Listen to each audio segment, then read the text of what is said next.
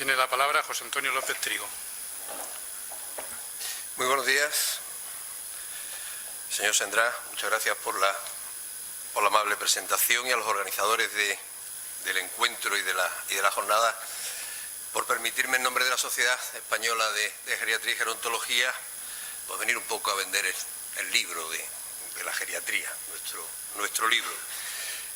Complejo vender algo después de oír al fiscal Fábrega con su magnífica intervención, en la que suscribo uno por uno todos los puntos, porque muchas veces cuando hablamos del ámbito institucional, encima presumimos decir a las personas cuando llegan: usted está aquí como en su casa, va a estar aquí como en su casa, solo que su casa la gobierno yo y usted no va a hacer nada de lo que haría en su casa. Así que, bueno, yo creo que con esas formas de pensar vamos a mejorar mucho la atención a las personas mayores, sobre todo si además eso lo incluimos en nuestro ideario y en nuestro capítulo formativo. Y bueno, me invitan a hablar de la geriatría como vocación de cuidado a las personas mayores. Y desde el punto de vista profesional, sí que me gustaría decir que la vocación sin la formación queda un poco coja, nos quedaríamos solo en magníficas voluntades, pero que necesitamos aunar las dos cosas. Y me gustaría un poco contar la historia de los cuidados.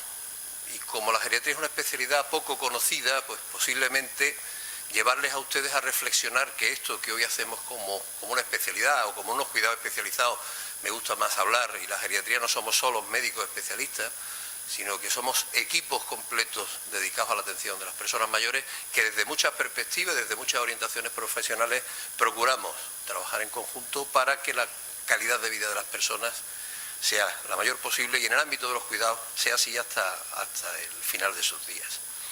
Y hay unos posicionamientos éticos que seguro que ya se han debatido aquí, que se han comentado profusamente, y a mí me gusta añadir a los principios éticos generales por los que nos debemos regir todas las personas. En el caso concreto de los cuidados a personas mayores, me gusta hablar de esa ética de virtudes que muchas veces se nos queda un poco olvidada.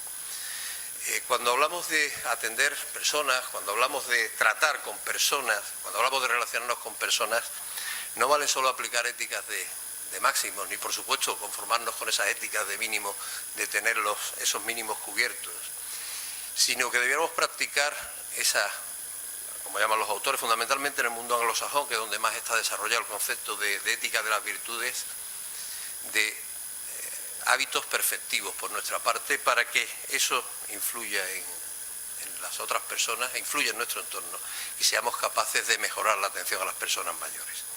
Desde el punto de vista del respeto, desde el punto de vista de la alegría, las penas incluso soportan bien las alegrías y se llevan bastante mejor. Desde el punto de vista de la escucha, desde el punto de vista de la humildad, de no sentirnos el centro de nada, porque el centro de nuestro quehacer son las personas.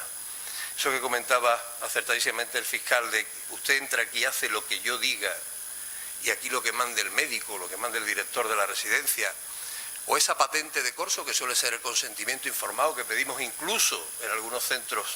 Mire, y en caso de ser sujetado lo será. Usted me firma aquí y eso ya me exonera, me cubre legalmente las espaldas para, bajo ese documento legal, pues tener una patente de corso para hacer aquello que me parezca oportuno. Solo desde esos posicionamientos seremos capaces de respetar valores como la dignidad, la integridad, la autonomía, y en cierto modo intentar compensar la vulnerabilidad de las que las personas que son objeto de nuestro cuidado sufren habitualmente. Decía Bárbara Carper que el ingrediente más importante en el proceso curativo, en el arte terapéutico, es el cuidado. Porque el cuidado va con nosotros desde el principio hasta el final de la vida de las personas, y es una cualidad que las personas deben recibir si nosotros somos capaces de aplicarla perfectamente. Y les decía al principio que en el ámbito de la atención a personas mayores, evidentemente lo vocacional es esencial. Yo también soy muy de contar anécdotas, lo que pasa es que traigo muchas diapos y no quiero perderme mucho, pero yo tengo un compañero que es muy gracioso, que es geriatra también, está en el Hospital General de Málaga, el Hospital General Carlos Valle, y cuando le preguntan los pacientes o cuando le preguntan a la gente, oiga, ¿y usted cómo se dedica a esto a la geriatría? Dice, ¿por qué no quedaba plaza en cirugía cardíaca? Y cuenta una anécdota,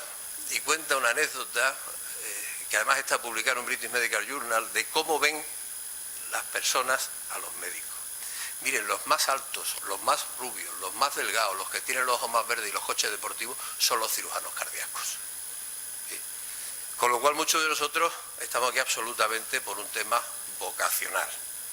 Inducido, puede ser en mi caso porque me gusta mucho la medicina y por profuso amor a mis abuelos, bueno, pues me ha permitido seguir admirando y queriendo a la gente mayor. Ese es un motivo. Luego cada uno tiene los motivos que busca, ¿no? Pero yo les quisiera hablar algo de lo vocacional, algo de lo conceptual e incluso algo de lo metodológico. Y de ese concepto, de esa etimología de la geriatría, del geriatros, literalmente viejo, o geriatros, literalmente viejo en griego, e iatros, que es relacionado con el médico, relacionado con el tratamiento. Como especialidad médica hay una parte que me interesa mucho y que se ha incluido últimamente en esos valores que tiene el corpus doctrinal de nuestra especialidad. Y es una nueva especialidad médica que se dedica al cuidado y al tratamiento de las personas mayores. No solo al diagnóstico, no solo a prescribir, sino extender eso a los cuidados. Y desde el punto de vista de doctrina, de especialidad, lo hacemos abordando 4 grandes áreas. El área física o el área médica, si ustedes quieren, el área social, el área cognitiva y emocional y, por último, y lo que más nos interesa, el área funcional de la persona. Preservar la autonomía de la persona tanto cuanto sea posible, porque tiene mucho más impacto para nosotros, no el número de procesos o de enfermedades que tiene una persona, sino cómo impactan en su capacidad para hacer lo que le dé la gana hacer, es decir, para ser autónomo. Y cuando yo me planteaba esto de hablar de los cuidados y de hablar de una sociedad que no siempre cuida, pero que está inserta o que forma parte de una especie que siempre ha cuidado a sus iguales y que somos la única especie en el reino animal que lo hace. Otra cosa es proteger, pero hablamos de cuidar, hablamos de acompañar a las personas. Pues miren, no sé si conocen ustedes cuál es la primera data escrita o la primera data fehaciente de cuidar a personas mayores que uno. ¿Se atreverían a decirme un año? ¿Siglo II, siglo I, siglo II antes de Cristo? Un poquito antes. Solo 500.000 años tiene la data del cuidado a las personas mayores. Y esto lo sabemos porque el equipo del profesor Usuriaga y toda la gente que trabaja en Atapuerca pues ha descubierto en huesos, en la paleontopatología, procesos de enfermar de personas que vivieron en tribus de cazadores y nómadas que si no hubieran recibido ese cuidado, pues hubieran muerto. Concretamente esto es un fragmento de una reconstrucción de una pelvis de una persona con un problema severo y que si no hubiera sido por sus iguales no hubiera cumplido los aproximadamente 45 años que tenía esta persona por la data que tienen los huesos. Pero el cuidar también ha tenido que ver mucho a lo largo de la historia con qué posición ocupa la persona mayor, con qué posición ocupa el anciano. Yo estoy de acuerdo también con el fiscal Fábrega, a mí me gusta mucho el término anciano, pero las personas no quieren que les digamos ancianos, quieren que les digamos personas mayores. Incluso ahora el adulto mayor es importado de Iberoamérica, que siempre es más rica en el uso del lenguaje, más prolija en el uso de palabras, y utilizan dos atrás en el que la juventud, en el que lo bonito era lo preponderante y se odiaba la vejez y se ocultaba. De hecho, es francamente difícil encontrar una persona mayor reflejada en una obra de arte en el Renacimiento. Y así hasta nuestros tiempos, con algunas datas muy curiosas.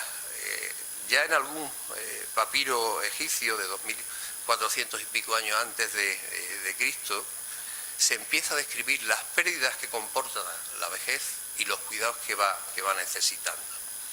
Y a mí hay un documento que me gusta, que me encanta leer porque explica mucho de cómo se pretendía preservar a la persona mayor y cuidar a la persona mayor, que está en el libro del Eclesiastés, que está en la Biblia, en la que se nos habla del tsunamitismo, lo que luego llamamos tsunamitismo, porque el rey David, dice el texto, entrado en años, por más que lo cubrían con ropas, no podía entrar en calor. Dijeron entonces sus servidores, que busquen para mi señor el rey una joven virgen que le cuide y sirva. Durmiendo en su seno, el rey mi señor entrará en calor.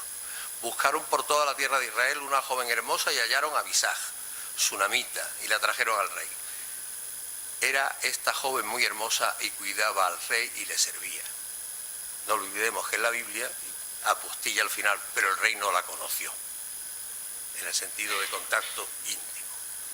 Y aquí empezó lo del contacto intergeneracional, el tsunamitismo, que luego es una corriente que se ha mantenido viva en medicina prácticamente hasta el siglo XVIII, de la mano de autores tan importantes como Sydenham o como Boerhaave, que por cierto aprovecho, como veo mucha juventud en el auditorio, fundamentalmente en la parte de atrás, para decir que Boerhaave, además de dedicarse a estas cosas, fue el que describió y el que inventó el primer microscopio, y gracias a él hoy pues somos capaces de ver esos homúnculos invertidos, que era como llamaban las bacterias aquellas que se movían, y aquellos parásitos que se movían en las heces que observó en el microscopio. Bien, eso del tsunamitismo se ha ido transmitiendo, ¿ven? No ha tenido un componente de contacto carnal entre la gente mayor y la gente joven, pero sí se consideraba que había un sentido bidireccional. La persona mayor recibía energía de la persona joven y transmitía conocimiento a esa persona. Hay otra data curiosa en la doctrina ayurveda, en el segundo milenio antes de Cristo. Es una doctrina que está conformada por 8 libros, en los que se habla de preservar la salud. Yo creo que es de los primeros tratados que existen sobre prevención, sobre medicina preventiva. Y concretamente hay un libro, que es el libro 4, que se llama Jara o Rasayana, y parece que es de donde etimológicamente, desde esta palabra sánscrita, Jara, viene el término geria, con el que nos referimos luego a personas mayores. Hablaba el fiscal de derechos en las personas mayores. Me voy a saltar algunos de estos libros, pero fíjense, quizás el primer reconocimiento escrito sobre la no discriminación por edad corresponde a Cicerón, que ya en el libro de Senectute habla de que enfermedad y vejez no son sinónimos. Cuidado con tratar a todo el mundo mayor como si fuese un enfermo, y además habla contra discriminación por la edad. Posteriormente, y por ir entendiendo qué cambio van sufriendo los cuidados, yo creo que el mayor bestseller que ha habido en la historia de la medicina, que es el Canon de Avicena, un libro del siglo XII, que se ha continuado leyendo hasta el siglo finales del XVIII, principio del XIX, ya se nos habla sobre los regímenes de la vejez, en el sentido de qué necesita una persona para ser cuidada y para ser curada. Y algo que luego nos va a contar el señor Muñiz, tan interesante como las buenas normas de prescripción de fármacos, ya tienen su primer origen en este canon de Avicena. Entonces recogen las 7 normas esenciales para probar, ver la utilidad de los fármacos y para hacer un uso adecuado de las plantas que ya se utilizaban en la época. Bien, por España no pasamos. Gracias. Por España no pasamos de puntilla. Hemos tenido desde paisanos de los andaluces que estamos aquí, como Maimónides hasta Arnau de Vilanova, que han hablado mucho sobre el cuidado a las personas mayores. Y fíjese, el cuidado organizado en nuestro país, en las personas mayores, data del siglo XIV. Pero sí que hay un antecedente en los nosocomios, en las casas para atender enfermos, a partir del concilio de Nicea, y se le encarga a una orden religiosa, concretamente a los basilios. El cuidado institucional de las personas mayores y las órdenes religiosas han ido y van de la mano hasta los momentos actuales. Ahí tienen, bueno, pues algunos de los ítems donde aparecieron las primeras casas para curar y las órdenes religiosas que las velaban o que velaban por el cuidado de esas personas. Y es curioso porque casi todas esas primeras casas fueron gremiales. Carpinteros en Barcelona, curtidores en Valencia, marineros en otras ciudades. El primer hospital monográfico dedicado a personas mayores aparece en 1800, se crea en 1881 en Belgrado. Aunque la cuna de los cuidados a personas mayores ha sido clásicamente el Reino Unido, no fueron capaces de organizarse como lo hicieron en Belgrado. Y es a partir de esa fecha aproximadamente cuando empezamos a estudiar científicamente qué ocurre en el envejecimiento. Algunas teorías, hoy tremendamente peregrinas, como las de Brown-Sequard, que decían que envejecemos porque nuestras hormonas decaen. Estudiaron solo hombres. Por eso hablaban del decaimiento de las hormonas masculinas, del decaimiento de la testosterona, y fueron seguidas sus teorías por algunos inopes como Steinach y Voronoff, que decidieron no envejecer y aplicarse testosterona proveniente de gónadas de monos, y no terminaron el estudio. Fue una cosa tremenda, ¿verdad? No hubo suerte, no conocer lo del shock anafiláctico por producto heterólogo y se fueron para adelante. Pero miren, lo primero que tenemos con certeza sobre cómo envejecemos se debe a los estudios de Mednikov, que lo he traído para que vean las vueltas que da la vida. Mednikov, que fue premio Nobel en 1909, hablaba del envejecimiento y lo relacionaba con procesos en los que directamente estaba implicado el metabolismo de las bacterias intestinales. Y descubrió que la gente que consumía ciertos tipos de productos, algunos lácteos fermentados, de una cierta población, vivían más y mejor. Bien, hoy los llamamos probióticos y están absolutamente de moda. Y muy poquito después es cuando la geriatría surge y nace como especialidad, de la mano de Nasher, que es el que hace la primera descripción de la especialidad, pero fundamentalmente gracias al mérito de esta señora, de Margaret Warren, que sería, ahí lo pongo, la felicidad de un gerente.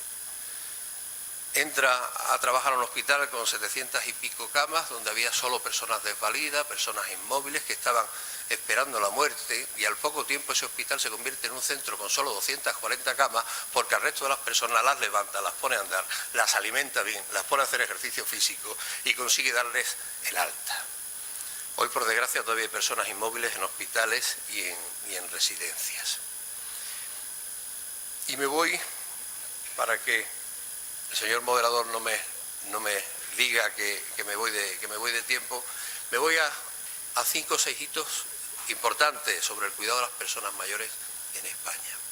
Primero, la aparición de la beneficencia pública, que hoy la vemos como algo horroroso, pero era el mal menor, de no tener nada, a que algún sistema de cuidado se ampare a las personas que han sido abandonadas, que han sufrido todos los rigores desagradables de la vida, hasta empezar a publicar de forma importante estudios sobre las necesidades de cuidados que tienen las personas mayores a finales del siglo XIX en nuestro país, de la mano de Lozano Caparrós y de la mano de Soler Roig.